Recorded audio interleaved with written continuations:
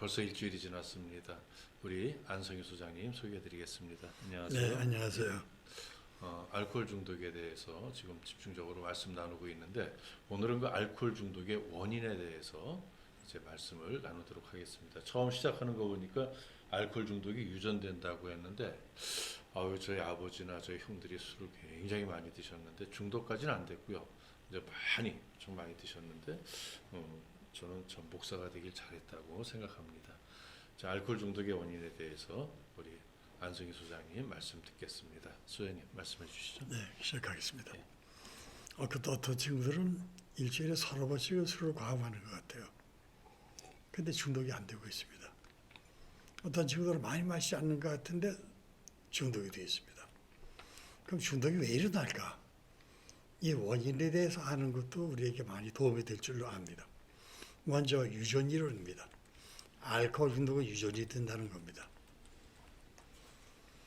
정신병원이나 알코올 중독 치료기관에서 가끔 부자 중독자와 형제 중독자를 만납니다. 그런 모습을 보고 집안 내력이군 하고 수군댑니다. 유전이라는 이야기입니다. 제가 만난 젊은 중독자가 있었습니다. 30이 채 되지 않은 그는 대학을 휴학한 상태에서 알코올 중독으로 치료받고 있었습니다. 정신병원에서 입퇴원을 반복하며 치료받던 그는 마지막 방법으로 퇴원을 미룬 채 병원장의 배려로 병원에서 간호사 보조 업무를 도우며 투병을 하고 있었습니다. 알코올 중독 치료의 가장 효과적인 방법은 같은 중독자들을 돕는 것에 있다는 AA의 불문율을 따른 것입니다. 그는 나와서 상담을 하며 자신의 아버지 이야기를 들려주었습니다. 비교적 풍족한 집안에서 태어난 그는 선대 유산으로 어려움 없이 어린 시절을 보냈습니다. 그러나 그에게 아버지란 존재가 거대한 히지푸스의 바위처럼 그를 짓눌렀습니다. 10대 후반에 들어선 그에게 아버지는 24시간 술에 만취되어 있는 사람, 취해서 행패를 부리는 사람, 어머니를 괴롭히다 못해 폭행 정도를 넘어 얼굴에 상처가 떠나지 못하게 주먹을 휘두르는 망나니였습니다. 그는 도끼로 아버지의 다리를 찢고 싶었습니다. 그러면 술을 마시러 못 나갈 테니까요. 그래서 결심했습니다. 자신은 절대 아버지처럼 살지 않겠다고. 그러다 나이가 들고 어느 날 정신이 들어보니 자신이 아버지와 똑같은 모습으로 변해 있는 것이 아닙니까? 다행스럽게도 아들의 모습에서 자신의 진목면을 발견한 아버지는 크나큰 충격을 받고 술을 끊었다며 쓸쓸히 웃었습니다.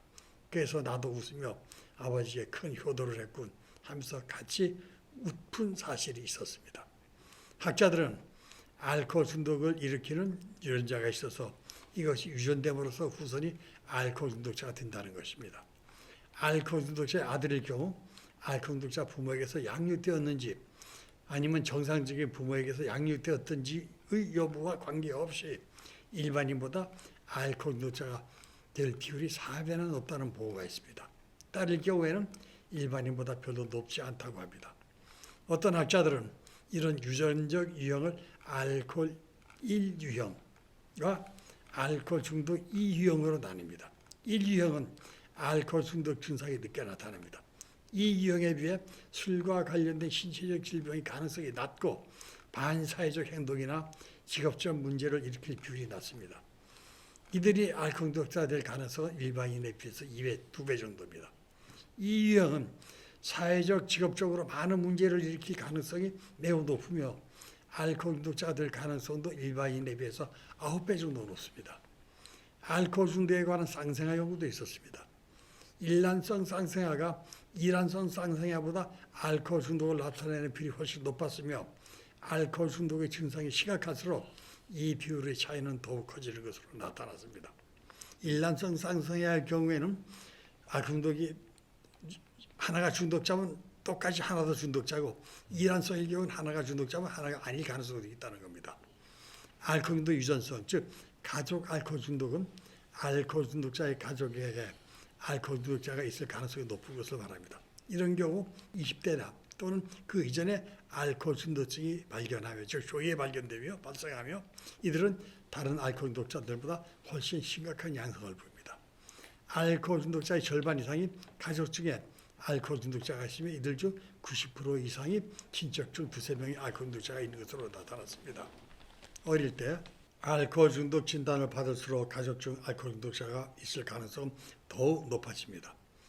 가족 알코올 중독의 경우 특히 심한 알코올 중독 증상을 보이며 회복도 다른 알코올 중독자들보다 더 어려운 것으로 나타났습니다. 많은 사람들은 술을 조금만 마셔도 졸음이 오고 메스껍고 머리가 아픈 불쾌한 반응을 경험합니다. 알코올에 관한 이런 불쾌한 반응은 동양인 대상으로 많은 연구가 있었습니다. 동양인의 3분의 2 이상이 술을 마시면 얼굴이 붉어지고 이걸 안면 홍조라고 그러죠. 가슴이 두근거립니다. 이는 알코올 분해 과정에서 발생하는 아세트알데히드에 의한 것입니다. 동양인은 유전적으로 이를 분해하는 효소가 부족한 경우가 많은 것으로 보고되었습니다. 유전자 지도가 완성되어 유전의 신비가 속속 밝혀지고 있으나 아직까지 알코올 중독에 영향을 미치는 특정 유전자는 밝혀지지 않습니다. 그러나 확실하게 유전되는 알코올에 대한 반응이 있다는 겁니다. 알코올 중독의 사회 문화적 이론 뒤에 나옵니다만 여기에서 다루겠지만 부모가 알코올 중독인 경우 알코올 중독 유전자는 어쩔 수 없이 후손에게 물려줄 겁니다. 그것에다가 부모가 술을 마시는 모습까지 보여줌으로써 음주를 학습하게 된다면 그 자식은 틀림없이 알코올 중독자가 될 것입니다. 그래서 술에 문제가 있거나 선대에 문제의 술꾼이 있다고 믿어진다면 단지 모범을 보임으로써 술로부터 후손을 지켜야 할 겁니다. 기독한 알코올 중독자가 있었습니다.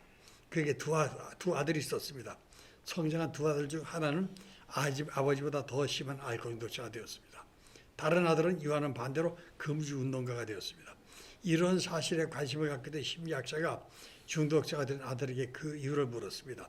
중독자 아들이 대답했습니다. 당연하지 않습니까? 날마다 보고 배운 것이 술 마시고 때려 부수는 것이었으니까요. 금주 운동가인 아들이 말했습니다. 당연하지 않습니까? 나에게 선택의 길을 둘 중 하나밖에 없었으니까요. 아버지처럼 중독자가 되느냐 아니면 마시지 않느냐밖에요. 다음에 이제 알코올 중독의 사회 문화적 요인입니다. 다시 말해서 사회가 술을 먹인다는 겁니다. 알코올 중독의 사회 문화적 요인은 그 사회의 술에 대한 태도나 생각이 알코올 중독의 원인으로 작용한다는 겁니다. 음식 문화에서도 사회 문화적으로 다름을 찾을 수 있습니다. 소금이 귀한 산간 오지에서는 비교적 소금기가 적은 싱거운 음식을 주로 먹으며 해변을 끼고 발달한 마을의 음식은 비교적 짭니다. 어느 지역은 김치에 고춧가루를 많이 사용하는가 하면 동해안 해변 지역에서는 김장 김치에 바다 생선을 큼직하게 토막을 내어 통째줬습니다. 이것과 정확하게 비교할 수 없으나 세계적으로 볼 때 빈민층 알코올 중독 비율이 높고 미국의 경우 특히 흑인들이 알코올 중독의 높은 발병률을 보이는 것이 이를 반영합니다. 강한 종교적 관심이 지배하는 인도나 중동 지역은 다른 지역에 비해 중독 비율이 낮습니다. 유대인이나 중국처럼 전통적 윤리를 강조하는 집단은 알코올 중독 비율이 낮습니다. 실제로 어떤 문화에 술을 마시는 정도와 알코올 문제 빈도 사이에 강한 상관이 있으며 알코올 사용량이 알코올 관련 문제의 가장 중요한 예측 요인이 된다는 연구들이 보고되었습니다. 구체적인 예를 들어봅시다. 미국 경우입니다. 미국으로 이주해 정착한 이민 1세대와 그 자녀들인 2, 3세대들의 음주 양상을 비교하여 사회문화적 배경이 술에 미치는 영향을 연구했습니다. 그 결과 이탈리아계 이민 1세대와 유대인 2세대들은 술을 주로 집에서 마시며 즐기나 알코올 중독자는 되지 않았습니다. 그러나 이와 대조적으로 주로 술집에서 술을 마시는 아일랜드계 1세대들은 술을 전혀 마시지 않거나 아니면 중독자가 되는 비율이 현저히 높았습니다. 이렇게 이민 1세대는 이미 성장한 다음 미국에 이주했기 때문에 고국의 사회 문화적인 인습이 그대로 몸에 배어 있었습니다. 그래 음주 양상도 각기 출생하여 성장한 고국의 양상을 반영한다고 볼 수 있습니다. 그러나 미국에 이주하여 정착하고 점차 미국 문화에 동화되어 감에 따라 2, 3세대의 음주 양상은 1세대와 보이던 차이가 점점 없어졌습니다. 이탈리아인과 유대인 2, 3세대의 알코올 중독 비율은 1세대보다 높아졌고 아일랜드 2, 3세대 알코올 중독 비율은 1세대보다 낮아졌습니다. 2, 3세대의 경우 생물학적 요소는 부모로부터 물려받았으나 태어나서 성장한 미국의 음주 문화의 영향을 받은 것으로 볼 수 있습니다. 현재 미국 사회 가장 큰 문제 중 하나가 알코올 중독과 마약입니다. 술은 실직, 범죄, 결혼 파탄, 질병 등의 원인이 되면서 동시에 결과가 되고 있습니다. 술은 흑인 문화에 차지하는 비중이 상당합니다. 암담한 현실과 가난, 이로 인한 불안, 인종차별 등 이들이 받는 삶의 혹독한 고통의 탈출 역할을 합니다. 사회불안정, 경제의 침체, 정치 불안, 실직과 해고, 대패풍조 만영, 도덕적 해입, 미래에 대한 불확실성 등이 술의 소비를 부추기는 것은 사실입니다. 우리나라도 여기에 해당되는 것이 아닐까요? 우리나라 술 소비량이 세계에서 1, 2위를 다툽니다. 양주 소비량이 가히 기하급수적입니다. 심지어 외국 양주 제조회사들은 우리나라 룸사롱을 겨냥하여 대용량 제품을 생산한다고까지 합니다. 요즘 젊은 층의 와인과 위스키 소비량도 우리 상식 수준을 이미 넘어서고 있습니다. 사교 모임에 술은 필수품이고 대주가를 영웅시하는 풍조도 있으며 접대에는 반드시 술이 따라야 한다는 등 잘못된 음주 문화가 알코올 중독자를 양산하는 면을 간과하지 말아야 합니다. 현재 통계에 의하면 장년 음주는 점차 감소하는 반면 청소년과 여성 음주가 증가의 일로 있습니다. 우리 성인이 먼저 건전한 음주 문화를 수립하여 모범을 보임으로써 미국 2, 3세대가 미국 문화에 동화되어 음주 문제를 감수해 나가는 것처럼 우리 2세계도 알코올 중독의 굴레를 씌우지 말아야 할 것입니다. 다음에 알코올 중독의 정신 역동적 요인입니다. 다시 말해서 성격이 술을 먹인다는 겁니다.